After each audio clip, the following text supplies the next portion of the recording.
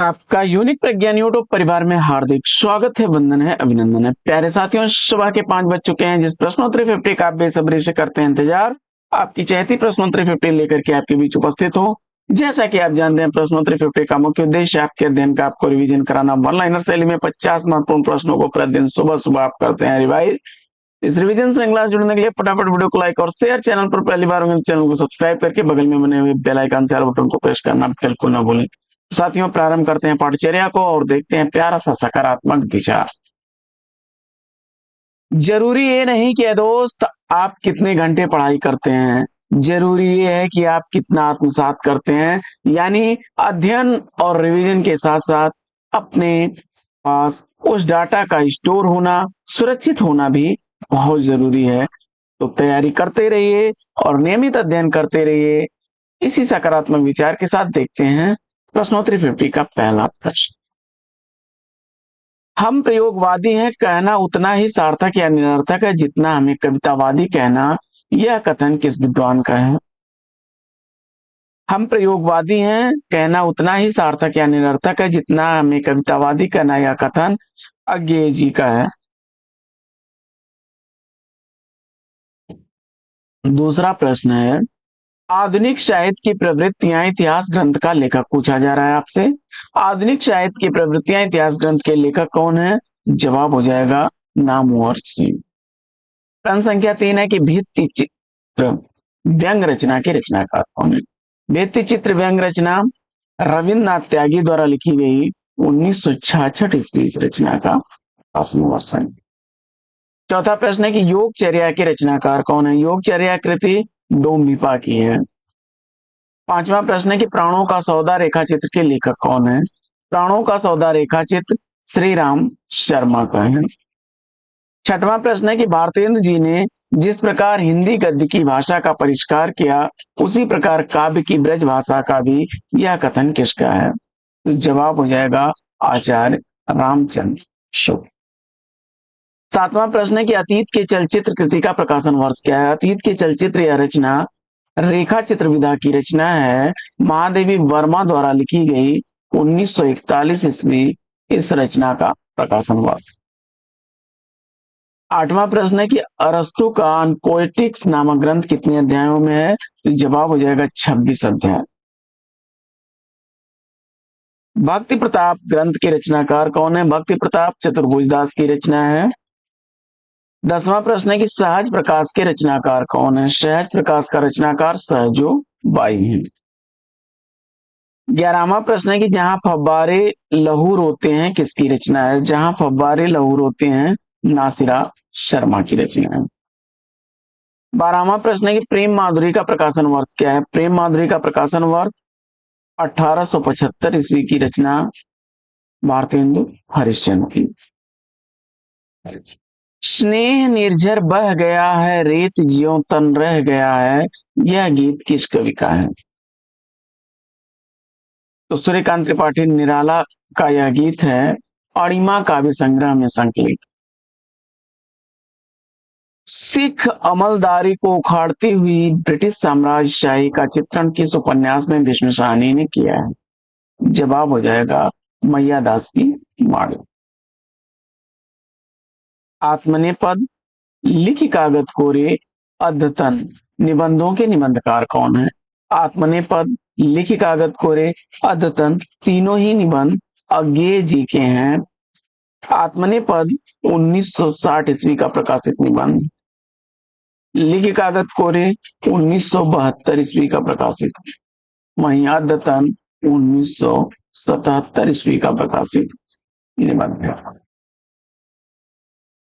16वां प्रश्न है कि जो घर फूके कृति के रचनाकार कौन है? जो घर फूके यह रचना ज्ञान चतुर्वेदी की रचना है, 2006 ईस्वी इस रचना का प्रकाशन वर्ष। प्रश्न संख्या 17 है कि एक साहित्यिक की डायरी के लेखक कौन है? एक साहित्यिक की डायरी गजानन माधव मुक्तिबोध की रचना है। 18वां प्रश्न है कि काव्य की पूर्ण अनुभूति के लिए कल्पना का सारा व्यापार कवि और श्रोता दोनों के लिए अनिवार्य है, यह कथन किस आचार्य का है?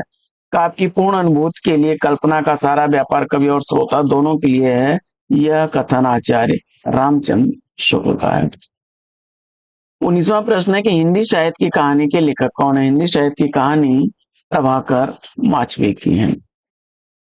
20वां प्रश्न है कि दो बैलों की कथा कहानी का प्रकाशन काल क्या है? दो बैलों की कथा कहानी मुंशी प्रेमचंद की कहानी है, 1931 ईस्वी का प्रकाशन वर्ष। 21वां प्रश्न है कि दशा अवतार चरित के लेखक कौन है? दशा और अवतार चरित लिखा गया है परशुराम देव द्वारा। 22वां प्रश्न है कि अतएव दो बालिकापूर्ण कगारों के बीच एक निर्मल स्रोत स्पिन का रहना आवश्यक है, यह संवाद चंद्रगुप्त के किस नाटक के पात्र का है? अतएव दो बालिकापूर्ण कगारों के बीच एक निर्मल स्रोत स्पिन का रहना आवश्यक है, यह कथन है चाणक्य का, जयशंकर प्रसाद द्वारा लिखा गया चंद्रगुप्त नाटक है। वासुदेव शास्त्री श्रद्धाराम फिल्लौरी के किस उपन्यास का पात्र है? वासुदेव शास्त्री श्रद्धाराम फिल्लौरी द्वारा लिखे गए भाग्यवती उपन्यास का पात्र है। धूप में सोई नदी यात्रा वृत्तांत के लेखक कौन है? तो धूप में सोई नदी यात्रा साहित्य प्रभाकर द्विवेदी का है। 25वां प्रश्न है कि उत्पत्तिवाद रस सूत्र व्याख्याता आचार्य कौन है? उत्पत्तिवाद रस सूत्र के व्याख्याता आचार्य हैं भट्ट लोलट, मीमांसा दर्शन है इनका। स्मृतियों की जनपत्री डायरी के लेखक कौन है? स्मृतियों की जनपत्री डायरी रविंद्र कालिया की है। 27वां प्रश्न है कि साहित्य की परख आलोचना ग्रंथ के लेखक कौन है? साहित्य की परख आलोचना ग्रंथ शिवदान सिंह चौहान का है। 28वां प्रश्न है कि आपका बंटी उपन्यास का प्रकाशन वर्ष क्या है? आपका बंटी उपन्यास मन्नू भंडारी द्वारा लिखा गया 1971 ईस्वी का प्रकाशित उपन्यास है। 29वां प्रश्न है कि साहित्य का नया परिप्रेक्ष्य आलोचनात्मक कृति के लेखक कौन है? साहित्य का नया परिप्रेक्ष्य आलोचनात्मक रचना डॉक्टर रघुवंश की है। 30वां प्रश्न है कि आत्मजयी की कथा वस्तु किस उपनिषद पर आधारित है? आत्मजयी की कथा वस्तु कठोपनिषद पर आधारित है, कुंवर नारायण की रचना है।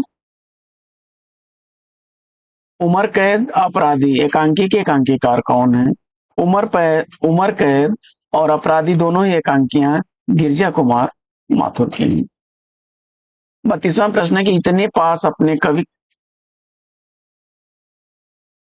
किस कवि की रचना है? इतने पास अपने यह किसकी रचना है? तो जवाब हो जाएगा शमशेर बहादुर सिंह की। 33वां प्रश्न है कि जीप पर सवार इल्लियां व्यंग कृति के लेखक कौन है? जीप पर सवार इल्लियां व्यंग रचना शरद जोशी की है, 1971 ईस्वी का प्रकाशन वर्ष है। 34वां प्रश्न है कि रामचंद्रिका को छंदों का अजायब घर किसने कहा है? रामचंद्रिका को छंदों का अजायब घर कहने वाले डॉक्टर रामस्वरूप चतुर्वेदी हैं। 35वां प्रश्न है कि महाकाल उपन्यास के लेखक कौन है? तो महाकाल उपन्यास का लेखक अमृतलाल नागर हैं, 1947 ईस्वी का प्रकाशन वर्ष। 36वां प्रश्न है चित्रावली के रचनाकार कौन है? चित्रावली का रचनाकार उस्मान है, 16वीं सदी इसका रचनाकाल है। मधुशाला का प्रकाशन वर्ष क्या है? मधुशाला कृति हरिवंश राय बच्चन की रचना, 1935 ईस्वी का प्रकाशन वर्ष। 38वां प्रश्न है कि वो मेरे सपने भोर का तारा एकांकी के लेखक कौन है? वो मेरे सपने भोर का तारा एकांकी जगदीश चंद्र माथुर की है। 39वां प्रश्न है कि श्रांत पथिक किस कवि की रचना है? श्रांत पथिक श्रीधर पाठक की रचना है, 1902 ईस्वी से रचना का प्रकाशन वर्ष। 40वां प्रश्न है कि हिम्मत बहादुर बिरदावली किस कवि का प्रबंध काव्य है? तो हिम्मत बहादुर बिरदावली पद्माकर की रचना है। प्रश्न संख्या 41 है कि वीर सिंह देव चरित के रचयिता कौन है? वीर सिंह देव चरित यह रचना केशव दास की है। वन तुलसी की गण संस्मरण के लेखक कौन है? वन तुलसी की गण संस्मरण फणीश्वर नाथ रेणु का है। और द्रोण पर्व संग्राम सार प्रबंध काव्य के रचनाकार कौन है? तो जवाब हो जाएगा कुलपति मिश्र। गंध विहीन फूल हैं जैसे चंद्र चंद्रिका हीन, यूं ही फीका है मनुष्य का जीवन प्रेम विहीन। यह पंक्तियां किसकी हैं? तो राम नरेश त्रिपाठी की। तुलसीदास के रामचरितमानस में किस कांड में कलयुग का वर्णन है? तो जवाब हो जाएगा उत्तर कांड। अगला प्रश्न है कि रामचंद्रिका को फुटकर कविताओं का संग्रह किसने कहा है? तो रामचंद्रिका को फुटकर कविताओं का संग्रह कहने वाले पीताम्बर दत्त बड़थवाल हैं। अगला प्रश्न है कि 21 पत्तियों का गुलाब किसकी कृति है? 21 पत्तियों का गुलाब अमृता प्रीतम की रचना है। आगे, जैसी के श्रृंगार में मानसिक पक्ष प्रधान है, शारीरिक गौण है, या कथन किस आलोचक का है? जैसी के श्रृंगार में मानसिक पक्ष प्रधान है, शारीरिक गौण है, यह कथन है आचार्य शुक्ल जी का। मिलन यामिनी कृति के रचनाकार कौन है? मिलन यामिनी रचना हरिवंश राय बच्चन की है। और अंग्रेजी साप्ताहिक वंदे भारत के संपादक कौन थे? अंग्रेजी साप्ताहिक पत्र वंदे भारत के संपादक थे अरविंद घोष। साथियों, प्रश्नोत्तरी 50 कैसी लगी कमेंट्स करके जरूर बताइए। आज की प्रश्नोत्तरी 50 में लेते हैं पर विराम, फिर मिलेंगे आपसे अगले वीडियो में एक नए प्रश्न, एक नया टॉपिक, एक नया अंदाज में। तब तक के लिए लेते हैं आपसे विदा। आपका जीवन मंगलमय हो, best wishes, best of luck. जय हिंद साथी।